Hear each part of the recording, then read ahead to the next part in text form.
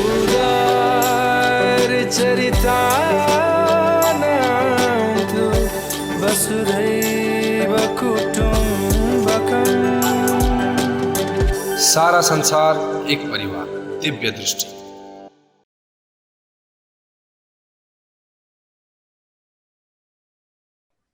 गुरुर्ब्रह्मा गुरुर्विष्णु गुरुदेव महेश्वर, गुरु साक्षात् परब्रह्म तस्मै श्री गुरवे नमः।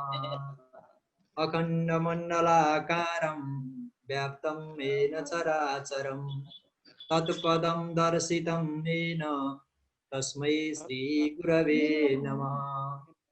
अज्ञानतिमिरान्धस्य नीलाञ्जनशलाकया चक्षुरुन्मीलितं येन तस्मै श्री गुरवे नमः। लघु पाराशरीको यो हाम्रो व्यावहारिक ज्योतिष अनलाइन कक्षाको सन्दर्भमा हामीले लघु पाराशरीलाई व्याख्यान गर्ने क्रममा पहिलो अध्याय लघु पाराशरीको संज्ञा प्रकरणसँग सम्बन्धित थियो। हामीले त्यसलाई परिभाषा प्रकरणका रूपमा व्याख्या गरिसकेका छौं। दोस्रो अध्याय विशेष योगका रूपमा थियो। त्यसमा कुण्डलीमा तात्कालिक ग्रहहरूले कसरी योग निर्माण गर्छन् भन्ने कुरा हामीले व्याख्या गरिसकेका छौं। शुभ योग कसरी निर्माण हुन्छन्, राहु र केतुले पनि योग कसरी निर्माण गर्छन् र योग भङ्ग कसरी हुन्छ भन्ने कुरा हामीले दोस्रो अध्यायमा पढिसकेका छौं। पहिलो अध्यायमा 13वटा श्लोक र दोस्रो अध्यायमा 9वटा श्लोकको हामीले व्याख्या गरिसकेका छौं। अब हामी तेस्रो अध्याय आयुर्दायाध्यायमा प्रवेश गर्छौं। आजको कक्षा तेस्रो अध्यायको पहिलो र दोस्रो श्लोकमा आधारित हुनेछ र आज हामी कुण्डलीबाट आयु विचार कसरी गरिन्छ भन्ने कुरा पढ्नेछौं। कुनै पनि जातकको भविष्य फल बताउनु भन्दा अगाडि उसको आयु कति छ भनेर विचार नगरिकन फल बताउन थालियो भने त्यो फल चाहिँ निष्प्रभावी हुन्छ। आयु नै विचार नगरिकन गरिएको फलादेश निरर्थक र व्यर्थ हुन्छ। उसको आयु कति छ भनेर आयु विचार गरेर मात्रै उसको फलादेश गर्नु राम्रो हुन्छ भन्ने शास्त्रकारहरूको मत रहेको छ। त्यसैले सबै योग र योगको योगायोग अथवा योग भङ्ग स्थिति समेत बताइसकेपछि आचार्यहरूले आयुको विचार गरेका छन्। त्यसैलाई आयुर्दाय भनिन्छ। यहाँ तपाईले स्क्रिनमा देख्नुहुन्छ सामग्री छ हाम्रो। यो सामग्रीलाई अलि ठुलो पार्दियौँ भनेदेखि तपाईलाई हेर्न सजिलो हुन्छ। यो अथ आयुर्दायाध्याय भनेर लेखेको छ। अथ भनेको अब, यसपछि, आयु भनेको आयुको, दाय भनेको वर्ष,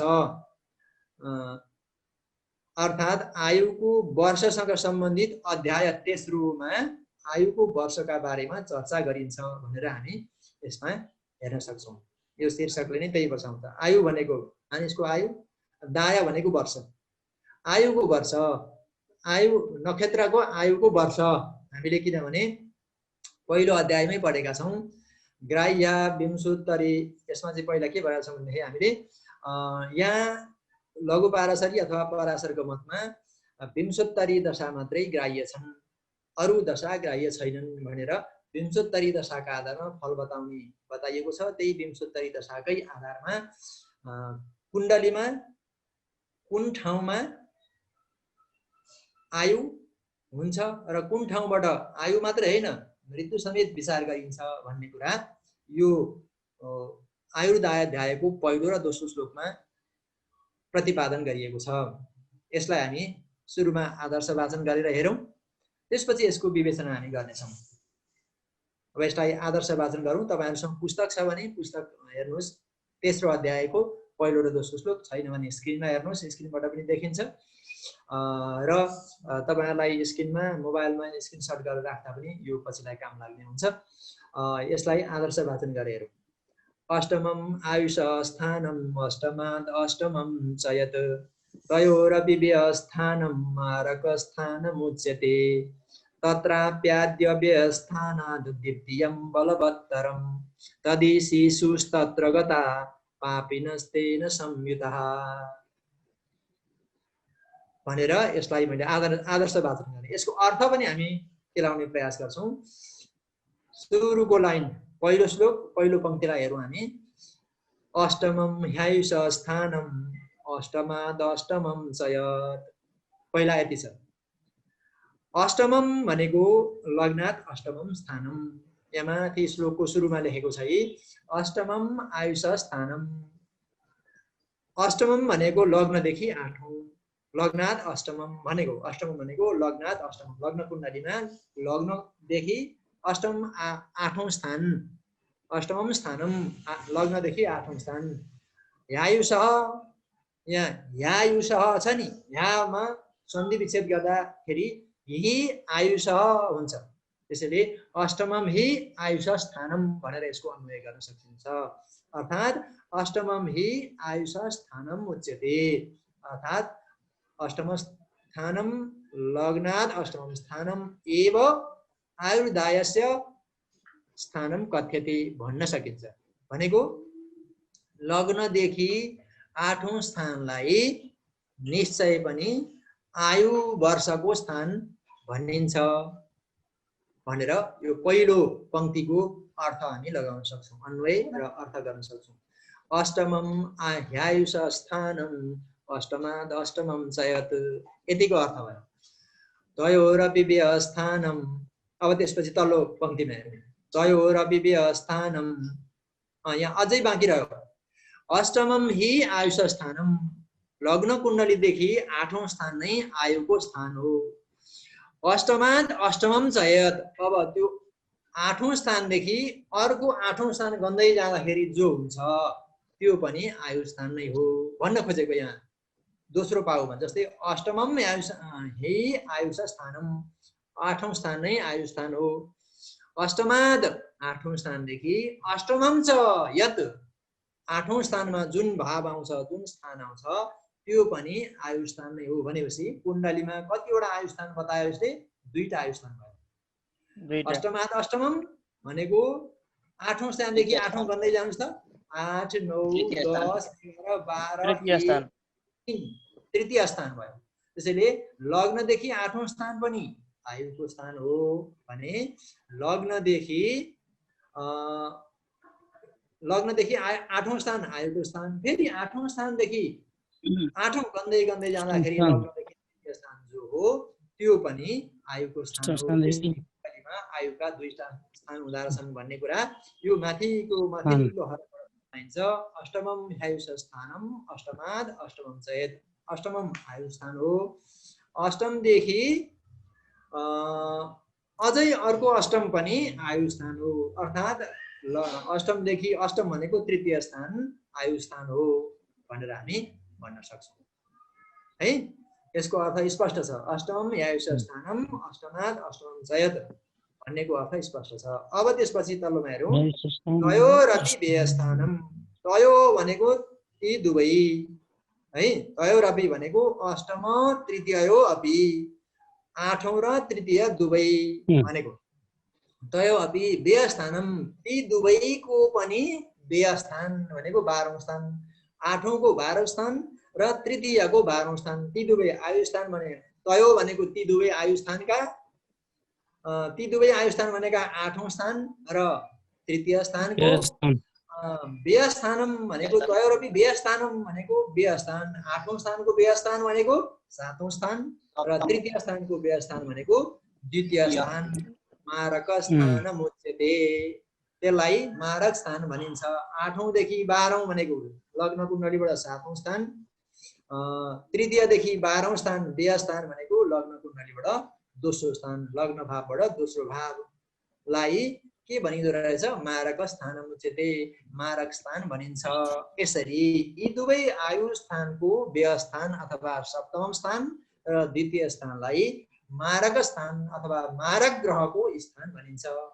आयु भयो आयु दिने ग्रहको स्थान, आयु दिने भावको स्थान, आयु भाव आयु कारक ग्रहको स्थान, त्यहाँ जुन राशि बस्छ त्यसको जुन मालिक हुन्छ र त्यहाँ आएर जुन राशि जुन ग्रह बस्छ त्यो ग्रहले आयु दिने काम गर्छ हैन। त्यसले त्यहाँ भएको भावाधिपतिले अष्टमेशले आयु दिने काम गर्छ।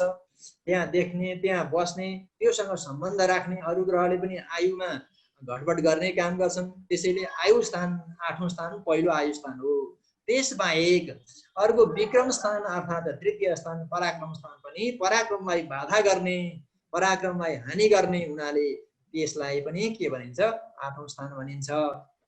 अब आठौं स्थान र तृतीय स्थानका व्यय स्थानहरू चाहिँ मारक स्थान। मारक भनेको मार्ने, जसले मार्छ। आयु एउटाले दिन्छ भने मार्ने अर्को हुन्छ, अधिकार एउटाले दिन्छ, काम अर्काले गर्छ। राजाले दिएको, राजा सोझै आदेश दिन आउँदैन, राजाले राजकर्मचारीलाई आदेश दिन लगाउँछन् अनि राजकर्मचारीले आदेश पालन गर्छन् र जनतामा लागू गराउँछन्। त्यस्तै आठौं स्थानको मालिक आफै मार्दैन, उसले मार्नु है तैँले भनेर अर्कालाई सहयोग गर्छ। त्यसकारणले त्यो मार्ने ग्रहको स्थानलाई कुण्डलीमा मरणकारक ग्रहको स्थान, मार्ने ग्रहको स्थानलाई मारक स्थान भनिन्छ। त्यसैले आयु विचार गर्नु र मृत्यु विचार गर्नु फरक फरक कुरा हुन्। आठौं स्थानबाटै मृत्यु विचार हुँदैन। आठौं स्थानबाट मान्छेको आयु दीर्घायु हुन्छ कि मध्यम आयु हुन्छ कि अथवा अल्पायु हुन्छ कि अथवा अरिष्ट आयु हुन्छ कि विभिन्न प्रकारका आयुहरू छन्, परमायु हुन्छ कि विभिन्न प्रकारका आयुहरूको बारेमा हामी पनि यहाँ अहिले चर्चा गर्नेछौँ। ती आयुलाई विचार गर्छन्। विचार गर्ने ठाउँमा आयु स्थान हो भने आयु स्थानको व्यय स्थान चाहिँ मारक स्थान, मार्ने ग्रहको घर हो, मार्ने ग्रहको भाव हो। तत्र अब अष्टमं ह्यायुष स्थानम अष्टमाद अष्टमं चयत् तयोरपि व्यय स्थानं मारक स्थानं तत्राप्येत्य व्यय स्थानात् द्वितीयं बलवत्तरं ऋषिषुस्तत्र गता पापिनस्तेन संयुतः। अब दोस्रो श्लोकको पहिलो पंक्तिलाई मात्रै आज हामी व्याख्या गर्छौं। दोस्रो पंक्तिको प्रसंग अर्को श्लोकसँग छ, तेस्रो श्लोकसँग दोस्रो पंक्ति मिल्न जान्छ त्यसको अर्थसँग। त्यसैले दोस्रोलाई चाहिँ दोस्रो श्लोकको पहिलो पंक्तिलाई हामी यहाँ हेर्छौं। तत्राप्यद्य व्ययस्थानाद् द्वितीयं बलवत्तरम भनेको छ यहाँ। तत्र अपि यहाँ भनेको छ, यहाँ दोस्रो श्लोकको पहिलोमा सुरुतिर हेर्नुस् त, तत्र अपि भनेको ती दुईटै मारकहरूमा पनि हैन। आद्य व्ययस्थानाद्, आद्य व्ययस्थान, तत्र अपि आद्य व्ययस्थानाद् द्वितीयं बलवत्तरम भनेको छ यहाँ। ती दुईटै मारक स्थानहरूमा पनि आठौंदेखि अथवा आयु स्थानदेखि व्यय भाव चाहिँ के हो त? मारक भाव हो, मारक स्थान हो। तत्राप्यद्य व्ययस्थानात्, ती मारक स्थान दुईटै मारक स्थान मध्ये आद्य भनेको प्रथमम पहिलो, आद्य मारक स्थानम पहिलो मारक स्थान भन्दा, आद्य मारक स्थानात् पहिलो मारक स्थान भन्दा द्वितीयम बलवत्तरम दोस्रो स्थान चाहिँ के हुन्छ? बलवान हुन्छ। पहिलो मारक कुन हो, दोस्रो मारक कुन हो भन्ने कुरा बुझ्नु पर्यो। यहाँ कुन चाहिँ मारक बलवान हुन्छ भन्ने बुझ्नु पर्यो। त्यसकारणले तत्रापि आद्य व्ययस्थानाद्, ती दुईटै व्ययस्थानहरूमा पनि द्वितीयम पहिलो भन्दा, आद्य व्ययस्थानाद् प्रथम व्ययस्थानाद् भन्नु पर्यो यहाँ। प्रथम मारक स्थानाद् पहिलो मारक स्थान भन्दा द्वितीय मारक स्थान बलवान हुन्छ। पहिलो मारक स्थान भनेको के हो त, दोस्रो मारक स्थान भनेको के हो त भनेर बुझ्नु पर्यो। आयु स्थान दुईटा छन्, एउटा आठौं स्थान, आठौंबाट गन्दै जाने अर्को आठौं स्थान भनेको तृतीय स्थान, दुईटै के हुन्? आयु स्थान। पहिलो आयु स्थान आठौं स्थान हो, दोस्रो आयु स्थान कुन हो? तृतीय स्थान हो। त्यस्तै पहिलो आयु स्थानको 12औं स्थान भनेको 7औं स्थान हो, त्यो पहिलो मारक स्थान हो। दोस्रो आयु स्थान भनेको तृतीय स्थान हो, त्यसको 12औं स्थान भनेको द्वितीय स्थान हो। त्यसैले द्वितीय स्थान द्वितीय मारक हो, द्वितीय मारक स्थान।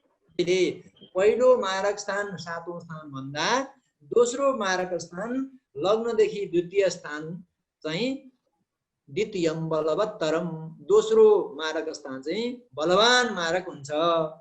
त्यसैले आठौं को 12औं स्थान सप्तम स्थान भन्दा तृतीय को 12औं स्थान द्वितीय स्थान सबैभन्दा बलवान मारक स्थान हुन्छ। 7औं स्थानको मालिक भन्दा दोस्रो स्थानको मालिक ग्रह प्रबल मारक हुन्छ, प्रबल मृत्यु गराउने हुन्छ भन्ने कुरा तत्राप्येत्य व्ययस्थानाद् द्वितीयं बलवत्तरम भन्ने श्लोकमा यो प्रष्ट पारियो। अब यसरी ग्रहहरू दुई प्रकारका हुँदा रहेछन्। आयु विचारमा हामीले दुई प्रकारका ग्रहलाई विचार गर्नु पर्यो। एउटा आयु दिने ग्रह विचार गर्नु पर्यो। आयु दिने ग्रहलाई 8औं स्थानबाट र तृतीय स्थानबाट विचार गर्नु पर्यो। 8औं स्थानबाट आयु कस्तो छ, अल्प आयु छ कि अरिष्ट आयु छ कि अल्प आयु छ कि मध्यम आयु छ कि अथवा दीर्घ आयु छ अथवा परम आयु छ भनेर विचार गर्नु पर्यो। त्यसैगरी तृतीय स्थानले 8औं स्थानलाई कस्तो सम्बन्ध राख्छ, तृतीय र 8औं स्थानको सम्बन्ध अथवा तृतीय भन्दा 8औं बलवान छ कि 8औं भन्दा तृतीय बलवान छ कि त्यसमा विचार गरेर मानिसको आयु विचार गर्नुपर्छ। मानिसको आयु विचार गरिसकेपछि त्यो आयुमा उसले प्राप्त गरेको आयुमा मारक ग्रह कुन हुन्छ र त्यो मारक ग्रहको अवस्था कस्तो छ, 7औं स्थानको मालिकको अवस्था कस्तो छ, 7औं स्थान बलवान छ कि द्वितीय स्थान बलवान छ कि 7औं अथवा द्वितीय स्थान मध्ये सबैभन्दा प्रबल मारक चाहिँ द्वितीय स्थान हुन्छ भन्ने कुरा यो सिद्धान्तबाट स्पष्ट भयो। त्यसैले 7औं स्थानलाई भन्दा द्वितीय स्थानको मारकलाई बढी विचार गरेर मान्छेको मृत्यु विचार गर्नुपर्छ। यसरी हामी आयु र मृत्युलाई यो पाराशरीय सिद्धान्तमा विवेचना गर्न सक्छौं। अब हामी हेरौं आयुका बारेमा। ज्योतिष शास्त्रमा विभिन्न प्रकारका आयु छन्। तपाईले यहाँ अर्को सामग्री देख्न सक्नुहुन्छ। हामी यहाँ अर्को सामग्रीलाई देखाउँछौं। आयु विचार गरौं। मान्छेको आयु कति हुन्छ त? कति हुन्छ? कति 100 वर्षको आयु भनेर भन्छन् नि त, हैन? वेदले भन्छ पश्येम शरदशतम्, जीवेम शरदशतम्, शृणुयाम शरदशतम्, प्रभाम शरदशतम्, प्रभाम शरदशतम्, भूयश्च शरदशतात्। वेदले भनेको छ। अथवा हामी 100 वर्षसम्म हौं, 100 वर्षसम्म देख्न सक्ने हौं, 100 वर्षसम्म सुन्न सक्ने हौं, 100 वर्षसम्म हिँड्न सक्ने हौं भनेको वेदले पनि 100 वर्षको आयुको परिकल्पना गरेको देखिन्छ। पुराण आदि उपनिषद आदि दर्शन र इतिहासहरूले पनि मान्छेको आयु 100 वर्ष हुन्छ भनेका छन्। महाभारत, रामायण, पुराण इत्यादिले पनि मानिसको आयुलाई 100 वर्ष भनेका छन्। तर ज्योतिष शास्त्रमा आयु विचार गर्दा हामी आयुका 5वटा भेद देख्न सक्छौं। त्यो आयुका 5वटा भेदलाई सूक्ष्म तरिकाले विवेचना नगरेसम्म मानिसको आयु बताउनु हुँदैन। अब त्यो मानिसको आयुलाई हामीले यहाँ कुण्डलीमा हेरौं। अब यो कुण्डलीमा हेरौं।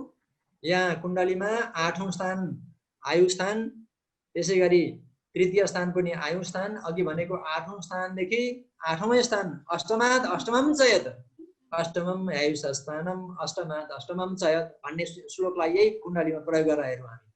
आयु स्थान 8औं स्थानको त्यहाँदेखि गर्दै जाउँ 8, 9, 10, 11, 12, 1, 2 र 3 तृतीय स्थान पनि आयु स्थान हो।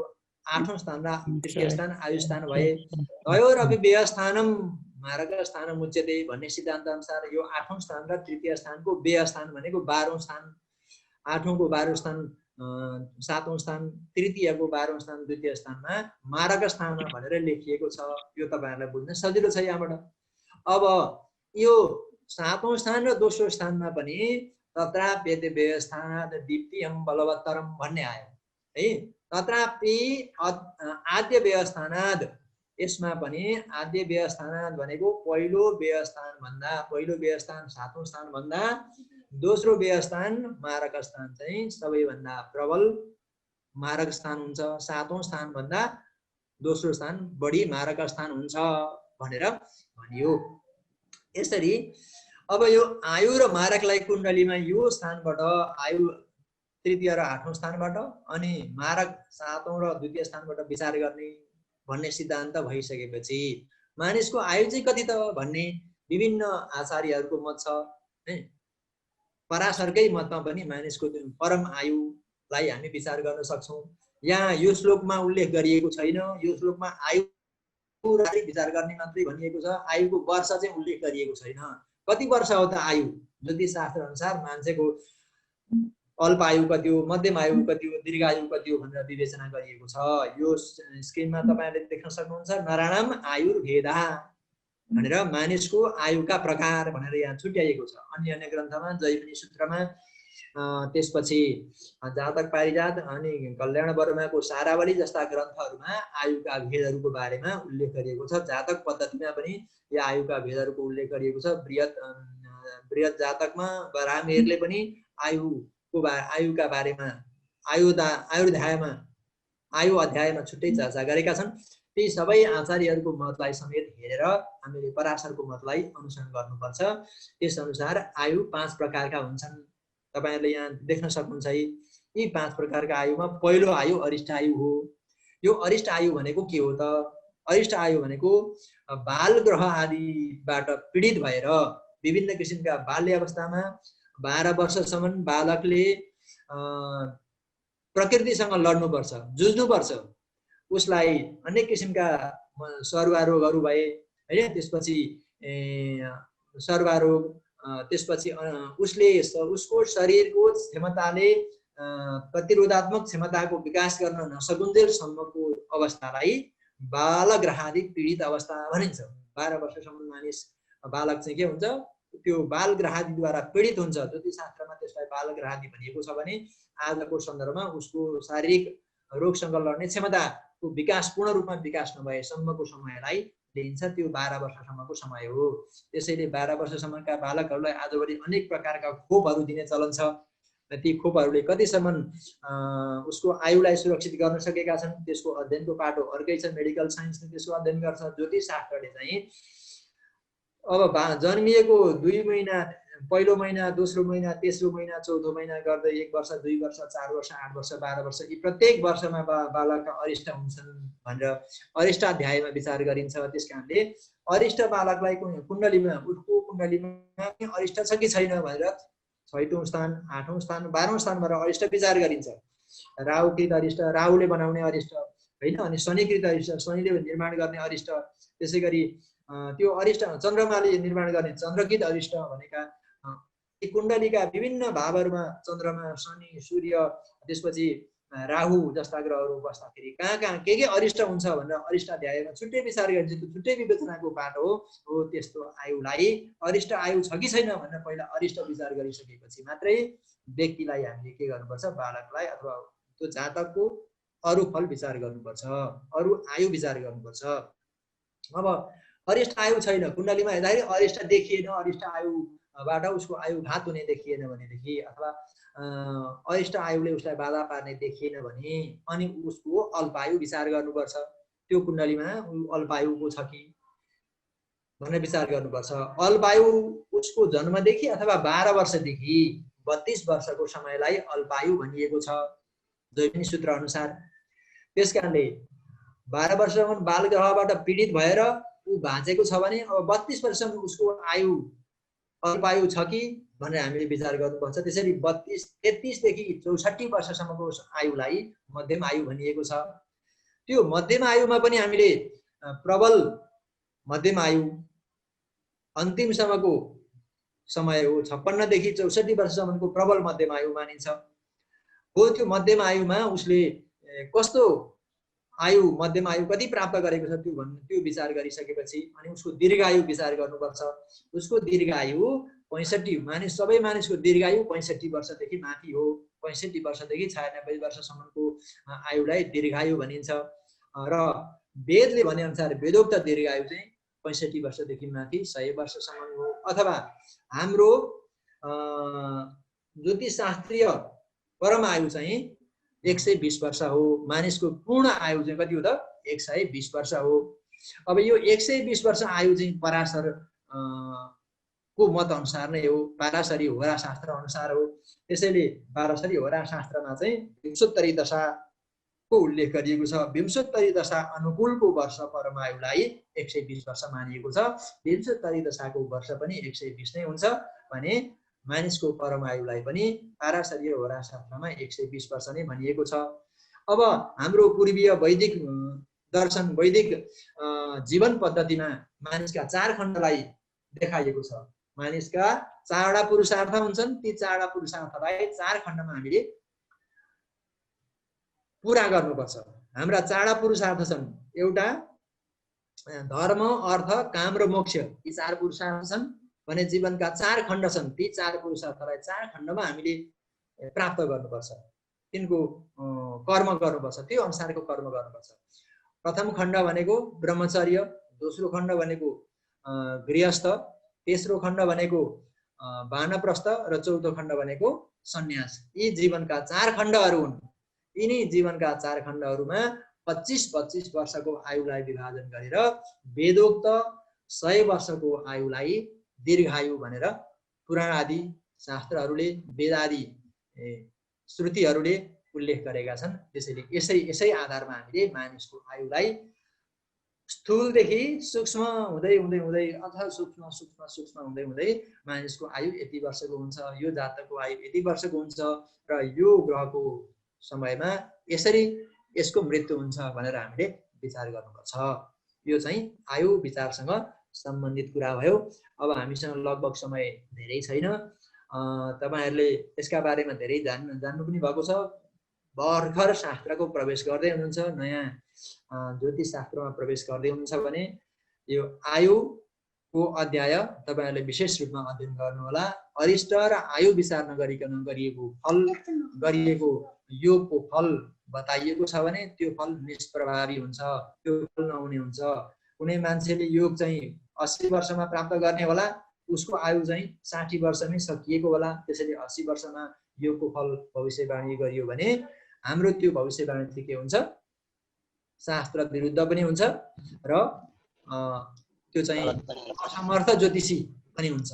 त्यसकारणले पहिला अरिष्ट विचार गरेर, आयु विचार गरेर उसको मध्यम आयु छ कि अल्पायु छ कि अथवा दीर्घायु छ कि अथवा अरिष्ट आयु नै प्राप्त गरेको छ उसको कुण्डलीमा, उसको तात्कालिक कुण्डलीलाई विचार गरेर अनि त्यसबाहेकका योभन्दा अघिल्लो अध्यायमा भनिएका योगहरूको फल यो वर्षमा यति समयमा प्राप्त गर्छ भनेर हामीले बताउनुपर्छ। यसरी हामी यो आयुर्दायबाट आयु र मारकको विचार गर्न सक्छौँ। हामीले आज हामी 9 जनाबाट सुरु गरेका थियौँ, अहिले हामी 9 जना छौँ भनेपछि 9 जनालाई चाहिँ मैले यो कुरा बताएँ आज। अब यो गोप्य कुरा हो। ज्योतिषीले चिना हेरेर फलादेश गर्दाखेरि आफूले जानेको छ, देखेकै छ भने पनि तेरो आयु यति वर्ष छ त यति वर्षमा मर्छस् भनेर भन्ने अधिकार ज्योतिषीलाई छैन। त्यो भन्नु हुँदैन। आयु त यतिबाट मर्छस् भनेर भन्नु हुँदैन। आफूले ज्ञान गरे तापनि त्यसलाई प्रकाशित गर्नु हुँदैन, गोप्य राख्नुपर्छ। त्यसैले आयुर्दाय सबै ज्योतिषीहरूले पढाउनुहुन्न है। यहाँ शास्त्रको निर्देश अनुसार पनि त्यस्तो कुरा चाहिँ बताउनु हुँदैन। त यति वर्षमा मर्छस् भन्ने अधिकार हामी ज्योतिषीलाई छैन, त्यो दैवको अधीनमा छ। त्यसैले दैवको अधीनमा भएको कुरा आफूले प्रयोग गर्नु हुँदैन। यो चाहिँ आयुर्दाय चाहिँ आयुको विचार गर्दाखेरि धेरै विचार गरेर मात्रै मानिसलाई भन्नुपर्छ। तर यदि कोही अन्तिम अवस्थामा छ, वैतरणी गर्नुपर्ने अवस्थामा छ हैन, उसको दश दान वैतरणी इत्यादि सत्कर्महरू अन्त्यकालमा गर्ने अन्त्य पद्धतिका जुन कर्महरू छन् ती कर्म गर्नका लागि अब ज्योतिषीले देखेको छ उसको आयु धेरै छैन भने अब शुभ कर्म उसका अन्त्यकालमा गरिदिनु पर्ने वैतरणी आदि कर्महरू गरिदिनु भनेर आदेश गर्न भने ज्योतिषीलाई सजिलो हुन्छ यो आयुको विचारले गर्दाखेरि। त्यसबाहेक आयु विचार गर्ने अरू पनि विधिहरू छन्। यो चाहिँ जातक शास्त्र अनुसार हो, पाराशरको होरा शास्त्र अनुसार हामीले यसलाई विचार गर्यौं। तपाईको यसमा तपाईहरु 9 जना हुनुहुन्छ। 9 जनामा तपाईहरुको कुनै जिज्ञासा छ भने अब आफ्नो जिज्ञासा राख्न सक्नुहुन्छ। मार्ग स्थान द्वितीय भन्दा सप्तम भन्दा द्वितीयलाई किन मानेको? यो मारकलाई सप्तम भन्दा द्वितीयलाई किन बलवान भनेको हो? हजुर, यो द्वितीय बलवत्तरम चाहिँ सप्तम भनेको भयो नि, किन मानेको सप्तमलाई नमानेको? तत्राप्यते स्थानात् द्वितीयं बलवत्तरम भनेको हैन? हजुर, द्वितीय नै बलवान हुन्छ। द्वितीय बलवान हुन्छ। अब आयु स्थान, आयुले के गर्छ भने भाग्यको क्षीण गर्छ। त्यसैले आयु चाहिँ भाग्यको 12औं स्थान हो हैन। भाग्यको बिहे गर्ने स्थान आयु हो हैन। भाग्यको बिहे आयुले गरिदिन्छ। त्यसैले भाग्यमा भएजतिले प्राप्त गर्न सक्दैन। यो धर्मको बिहे पनि आयुले गरिदिन्छ। त्यसैले आयु स्थान 8औं स्थान भएको हो हैन। भने आयुलाई पनि नाश त कसले गर्ने हो त? आयुको नाश कसले गर्ने हो? मार्नेले गर्ने हो। नमारिकन त आयु नाश हुँदैन हो। त्यसकारणले मारक ग्रहले आयुको नाश गर्ने भएको हुनाले पहिलो आयु स्थान के भयो? पहिलो मारक स्थान के भयो? 7औं स्थान भयो हैन। अब यसलाई त्यो आयुले अष्टमको चाहिँ पूर्ण रूपमा आयु देख्छ कि स्थान देख्दैन? आयुले हजुर। दोस्रो बलवान मारक स्थानलाई देख्छ कि देख्दैन? 8औं स्थानले देख्दैन। 8औं स्थानबाट दोस्रो स्थान पूर्ण रूपमा देख्छ, देखिएको 8औं स्थानले पूर्ण रूपमा देख्छ पूर्ण सर। रूपमा देखिएको हुन्छ। त्यसकारणले आयु दिनेले अधिकार सहित ल त अब मारै भनेर मार्ने अधिकार समेत दिने भएको हुनाले उसले प्रत्यक्ष देखेको ठाउँलाई मात्रै आफ्नो अधिकार दिन सक्छ, नदेखेको ठाउँलाई दिन अधिकार दिन सक्दैन है। त्यसकारणले गर्दा दोस्रो स्थान चाहिँ प्रबल मारक स्थान भएको हो। जस्तै अब तृतीय स्थान र अष्टम स्थानले चाहिँ आयु दिने भयो। हजुर अब र यो मारक स्थानले चाहिँ मान्छेको कहिले ऊ हुन्छ भन्ने, कहिले ऊ हुन्छ मृत्यु हुन्छ भन्ने यो सप्तम स्थान र द्वितीय स्थानको थियो होइन। हो अब त्यसका बारेमा यो अझै बाँकी छ। अब तेस्रो चौथो पाँचौं छैटौँ यसमा जम्मा 6वटा श्लोक छन् यो आयुर्वेद अध्यायमा। ती अरू श्लोकमा दोस्रो स्थान कसरी बलवान हुन्छ, किन 7औं स्थान बलवान नभएको, किन दोस्रो स्थान बलवान नभएको, सबैभन्दा बलवान दोस्रो स्थानमा पनि कुन चाहिँ ग्रह बलवान होइन, कसको पालामा चाहिँ मार्ने, को चाहिँ कसको मारक, कुन चाहिँ मारक स्थानमा प्रबल मृत्यु हुने सम्भावना हुन्छ भन्ने कुरा अगाडिका श्लोकहरूमा आउँछ। भोलि पर्सिको कक्षामा यसको बारेमा चर्चा